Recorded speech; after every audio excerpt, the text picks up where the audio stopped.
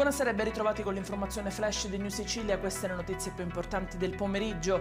In apertura la sentenza della prima corte d'assise di Catania che ha condannato a 30 anni di reclusione Martina Patti, la 25enne autrice e confessa dell'omicidio della figlia Elena Del Pozzo di quasi 5 anni avvenuto nel giugno del 2022 a Mascalucia. Accolte le richieste della procura di applicare le attenuanti generiche sulla pena della donna.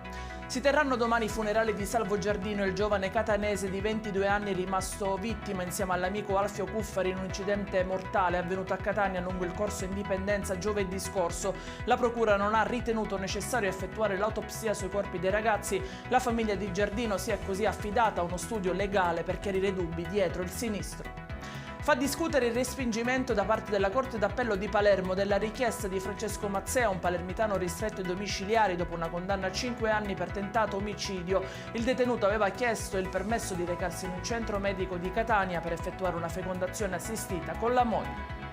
Pomeriggio di fuoco nel Palermitano dove diversi incendi hanno causato disagio agli automobilisti e residenti, fiamme sull'autostrada A19, roghi a Gangi e a Partinico e sulla Palermo Sciacca dove un furgone è andato a fuoco, registrati più di 20 incendi in tutta la Sicilia. E rimaniamo sul tema con le previsioni meteo per domani, ancora gran caldo e afa con temperature sopra la media stagionale, diramato un'allerta rossa per rischi incendi su Siracusa, arancione per le altre province dell'isola.